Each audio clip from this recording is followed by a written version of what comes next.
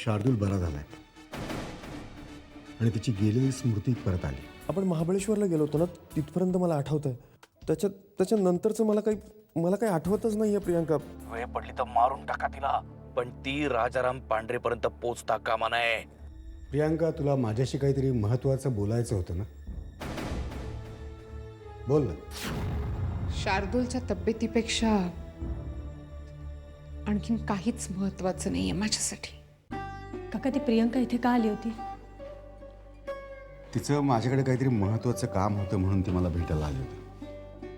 पण तुम्ही तिला शार्दूलला का भेटू दिलं? तर डॉक्टरनीच आपल्याला तसं सांगितलं की त्याला जर का वाटत असेल तर त्याच्या मित्रांना त्यांना भेटू दे म्हणून. हे बघ नेहा, ही प्रियांका शार्दूलची कॉलेजपासूनची मैत्रीण आहे.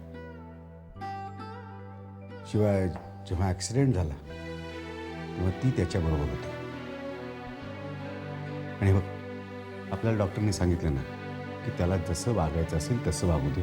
तो म्हणेल तसं आपण वागायचं, तरच तो लवकर बरा होईल. पण काका, ही प्रियंका. डोंट वरी, मी आहे. तुला ज्या गोष्टीची भीती वाटते तसं मी काहीही होऊन देणार नाही. काका, मला खरंच खूप भीती वाटते. शार्दूल आता पूर्णपणे बरा झालाय. त्याला पूर्वीचं सगळं आठवतंय.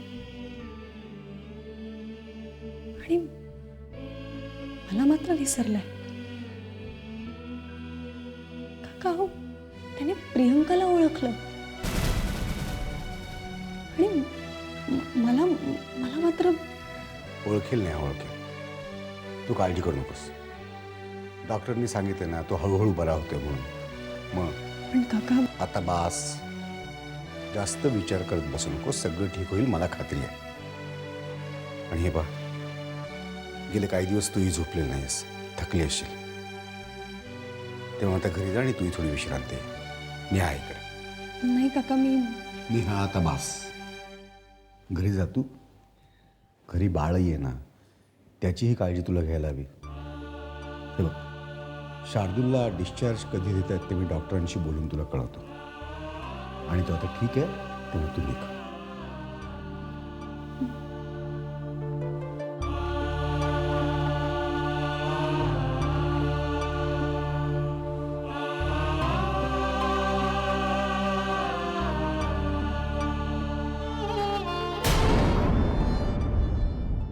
बोला भाईजान. हाँ भोसले, वो स्टे ऑर्डर तो 1-2 दिन में हट जाएगा. पण तुम्ही त्या जागेच्या मालकाचे पैसे ताबडतोब देऊन टाका. तो माझ्या खूप मागं लागलाय.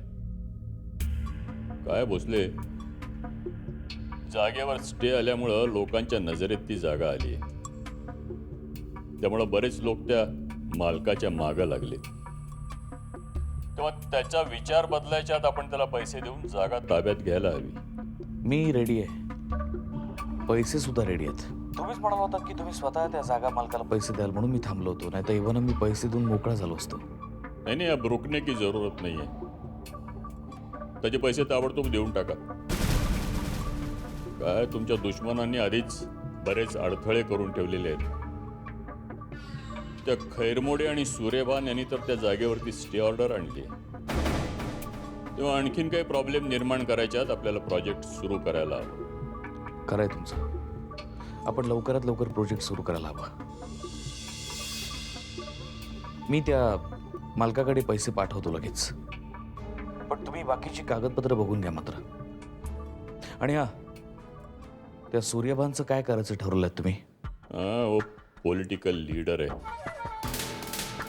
उसे खत्म तो नहीं कर सकते, लेकिन त्याचा बंदोबस्त कसा करायचा ते मी बघेन. तुम्ही त्याची काळजी करू नका. तुम्ही बस कामाला सुरुवात करा. ठीक आहे. चलो, रखता हूं मैं. खुदा हाफिज. ओके.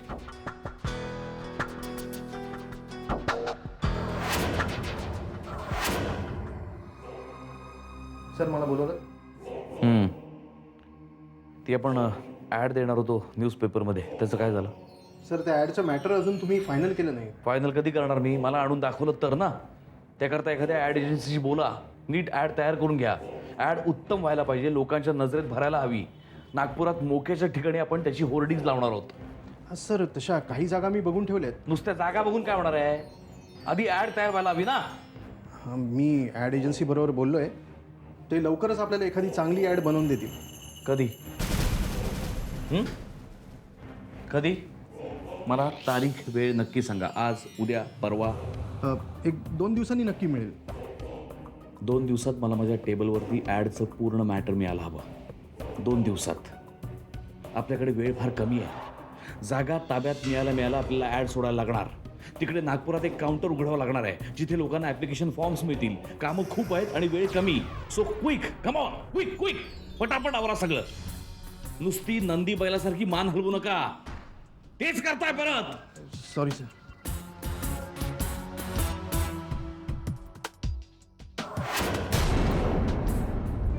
म्हणजे आजही त्यांनी तुला ओळखलं नाही? नाही, त्याने तसंच बघितलं माझ्याकडे, जसं काही पहिल्यांदाच बघतोय. अरे देवा. मला वाटतं आई, बाबा गेल्याच्या धक्क्यातून अजून सावरला नाहीये तो. डॉक्टरही तेच म्हणत होते. अगं पण तू त्यांना सांगायचंस तू कोण आहेस ते.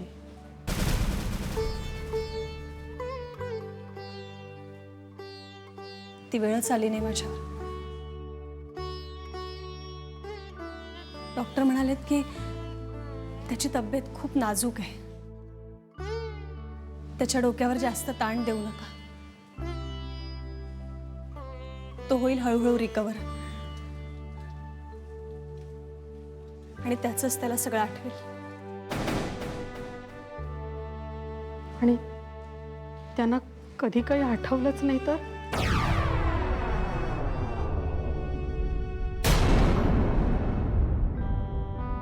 नाही, असं नाही होणार. मी बायको आहे त्याची, त्याच्या मुलाची आई आहे. असं नाही होणार. आठवेल, सगळं आठवेल त्याला.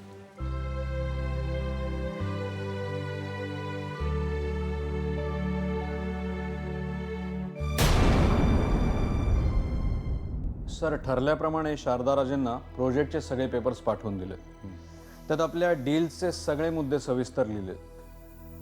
पण सर मला नाही वाटत त्या स्टडी केल्याशिवाय साईन करतील. म्हणजे त्यांच्या कोणा मैत्रिणीचे मिस्टर लॉयर आहेत, कोणीतरी ॲडव्होकेट कामदार म्हणून आहेत. आय थिंक त्यांच्याशी कन्सल्ट केल्याशिवाय त्या साईन नाही करणार. काहीच हरकत नाही कार्तिक. आयुष्यामध्ये माणसाने व्यवहार हे चोखंदळपणेच केले पाहिजेत. आणि त्यांनी त्यांच्या लॉयर्स करून पेपर चेक करून घेतल्याने आपल्याला काहीच प्रॉब्लेम नाही आहे. पण आपण जे काही करतोय ते सगळं लिगल आणि कायद्याच्या चौकटीत राहूनच करतोय. Yes sir. मला सांग कार्तिक, हर्षवर्धन भोसलेचा प्रोजेक्ट कुठपर्यंत आलाय, काय कळलं? सर म्हणजे अशी चर्चा आहे की लवकरच स्टे उठेल. त्या भाईजांचे त्या दृष्टीने प्रयत्न चालू आहेत. मला वाटतं की त्यांचा प्रोजेक्ट लवकरच ऑन होईल सर. कार्तिक, एक गोष्ट लक्षात ठेव. हर्षवर्धन भोसलेचं प्रोजेक्ट सुरू होण्याआधी आपली ॲड पेपरला यायला हवी. आपण तसे प्रयत्न करायला हवे. पण सर आपल्याला तर अजून जागाही मिळालेली नाही आहे. म्हणजे शारदाराजे पेपर साईन करणार, त्यानंतर आपल्याला जागा मिळणार, त्यानंतर मग क्लिअरन्स नोटीस वगैरे. म्हणजे या सगळ्या प्रोसिजरला खूप वेळ जाईल ना. हो, पण तरीही कार्तिक, सगळ्या गोष्टी लवकरात लवकर आटपून आपल्याला काम सुरू करायला हवं. आणि ही गोष्ट विसरू नकोस की आपल्यासमोर कॉम्पिटिटर म्हणून हर्षवर्धन भोसले उभा आहे. एक लक्षात ठेव, त्यांचं प्रोजेक्ट सुरू व्हायच्या आत मला आपलं प्रोजेक्ट सुरू करायचं. आणि एवढंच नाही तर ते लवकरात लवकर पूर्ण करायचं. आणि आपल्याजवळची मशिनरी आणि मॅनपॉवर बघता आपल्याला ते सहज शक्य आहे. पण सर मला असं वाटतं की आपण उगाच घाई करू नये. कारण घाईघाईत केलेल्या कामात चुका होण्याची शक्यता जास्त असते. सर मला वाटतं आपण थोडा वेळ थांबून त्यांच्या प्रोजेक्टचे डिटेल्स जर जाणून घेतले तर आपण त्यांच्यापेक्षा बेटर फॅसिलिटीज लोकांना प्रोव्हाइड करू शकतो. सर मला वाटतं आधी त्यांची ॲड येऊन दे, मग आपण आपली ॲडव्हर्टाईज पेपरात देऊ. त्यांचे जे रेट असतील त्यापेक्षा आपले रेट आपण कमी ठेवू आणि जास्त फॅसिलिटीज देऊ. आणि सर ॲडव्हर्टाईजसुद्धा खूप क्रिएटिव्ह ठेवू, म्हणजे लोकांना अट्रॅक्ट करता येईल अशी. म्हणजे सर आपला फायदाही होईल आणि आपला हेतूही साध्य होईल.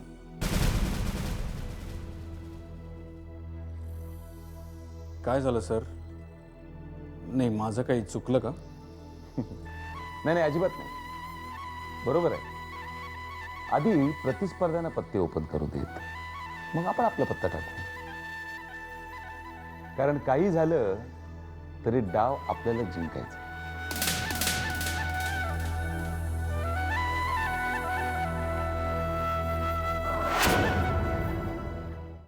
प्रियंका, मला वाटतं की तुला तुझा प्लॅन आता चेंज करायलाच हवा. राजाराम पांढरेला हर्षवर्धन भोसलेच्या विरोधात भडकवण्यापेक्षा शार्दूलला स्वतःकडे ओढण्याचा प्रयत्न करायला हवा, कारण त्यातच तुझा फायदा आहे. शार्दूल धनाजीराव मानेंचा मुलगा आहे, करोडोंच्या इस्टेटीचा एकटा वारसदार, आणि तो तुझ्या जाळ्यात अडकला तर तुला लाखो करोडो रुपये मिळणार. पण तुझ्या ह्या प्लॅनमध्ये एक माणूस मात्र अडथळा आणू शकतो, आणि तो आहे हर्षवर्धन भोसले. जर त्याने शार्दूलला सांगितलं की तू शार्दूलवर नाही हर्षवर प्रेम करत होतीस, तर मात्र शार्दूल तुझ्या विरोधात जाणार असं होता कामा नये. त्यासाठी तुला काहीतरी करावंच लागेल प्रियंका.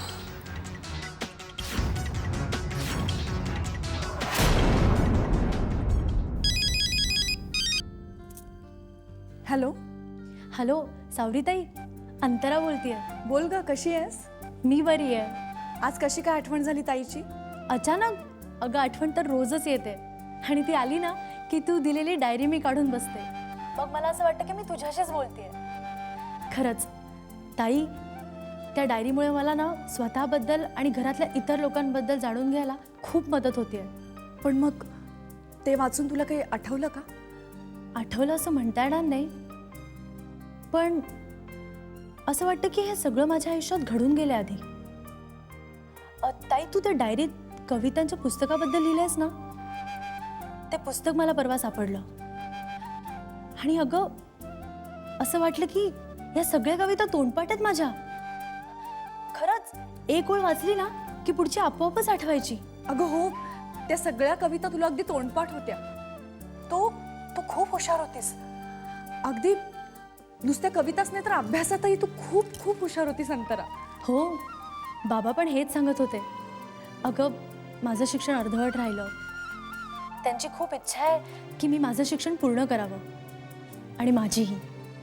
ताई, मी पुन्हा परीक्षेला बसतेय, आणि अगं त्यासाठी मला एक सर पण शिकवायला येणार आहेत घरी. अरे वा, ही तर खूपच चांगली बातमी अंतरा. खरंच तू तुझं शिक्षण पूर्ण करायला हवंस, आणि एक छानशी नोकरी सुद्धा करायला हवीस. नोकरी नाही ताई, मी पण तुझ्यासारखी शिक्षिकाच होणार, आणि म्हणूनच मी माझं शिक्षण पूर्ण करतेय. खरंच अंतरा, खरंच तू हो शिक्षिका. बाबांना खूप आनंद होईल.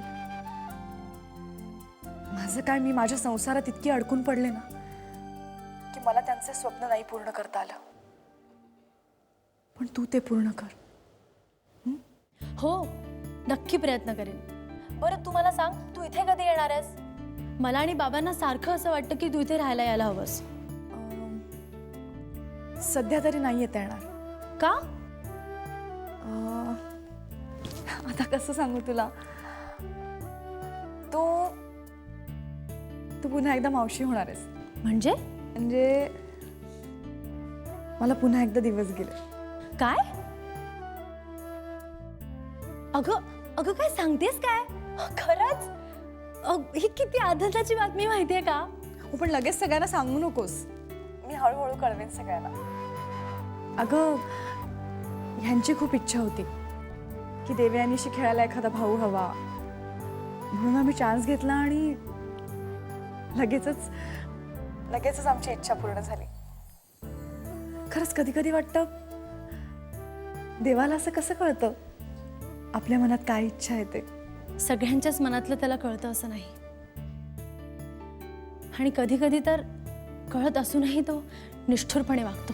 अंतरा, मी समजू शकते तुझ्या बाबतीत जे घडलं ते. नाही ताई, माझ्या नशिबातच नव्हतं ते. तसं नाही अंतरा. हे बघ, कदाचित यापुढे तुझ्या नशिबात खूप काहीतरी चांगलं घडणार असेल. माझी खात्री आहे अंतरा की नशीब तुला यापुढे कधीही दगा देणार नाही. बघू. असो, अभिनंदन तुझं. थँक्यू. बरं ताई, मी ठेवू फोन आता? अंतरा, काळजी घे स्वतःची. हो, ठेवते फोन.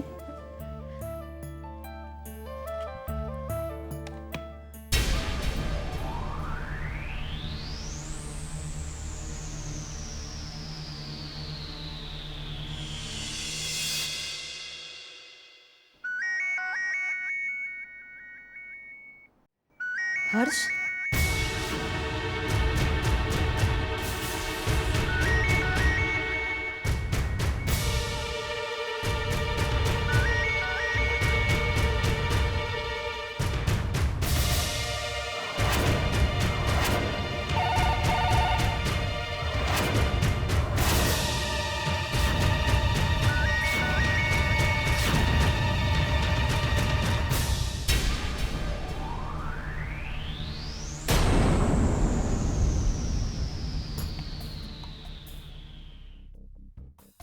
शारदा, आणखी किती दिवस तू फोन उचलणार नाहीस? किती दिवस टाळू शकशील मला? किती दिवस माझ्याशी बोलणार नाहीस तू शारदा? आज ना उद्या तुला माझ्याशी बोलावंच लागेल. मी अशी परिस्थिती निर्माण करेन की तुला मला भेटावंच लागेल. तुला बदलावा लागेल शारदा.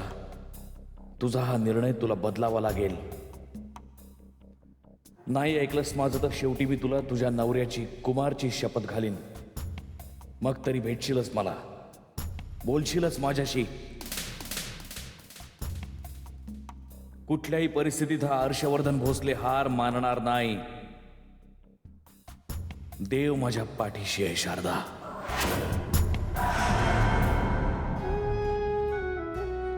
किती दिवस असं टाळू शकते मी त्यांना? हर्ष जर का मला असेच त्रास देत राहिले तर आणखी किती दिवस मी त्यांच्यापासून दूर पळणार? नाही बोलणार मी त्यांच्याशी. नाही स्वतःचा तोल ढळू देणार. नाही भेटणार मी त्यांना. शारदा, इतका खंबीरपणे घेतलेला निर्णय बदलू नकोस. नाही शारदा, पुन्हा ती चूक करू नकोस. तुला कुमारची शपथ आहे. कुठल्याही परिस्थितीत मी हर्षशी बोलणार नाही. देवा माझ्या पाठीशी राहा.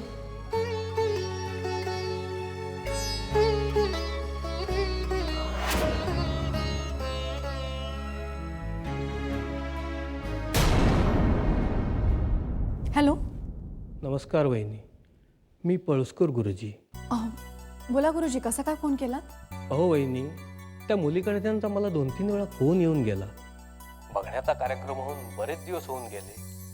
पुढचं अजून काहीच ठरत नाहीये. तेव्हा बोलणी कधी करायची असं ते विचारत होते. हो, नाही म्हणजे काय झालं गुरुजी, मध्यंतरी आमचे काका धनाजी माने त्यांना देवाज्ञा झाली. त्याच्यामुळे मग या विषयावर गोष्टी पुढे सरकू शकल्या नाहीत. पण आपण लवकरच करूयात ना बोलणी, करूयात. हो, पण कधी? कारण मला त्यांना आधी कळवावं लागेल ना, म्हणून विचारतोय. मी तुम्हाला उद्या सकाळपर्यंत फोन करते. हां, आपण बोलणी करूयात. हो, पण फार उशीर करू नका, कारण आता बरेच दिवस होऊन गेले. त्या मुलीकडच्या लोकांनी तरी किती दिवस थांबायचं?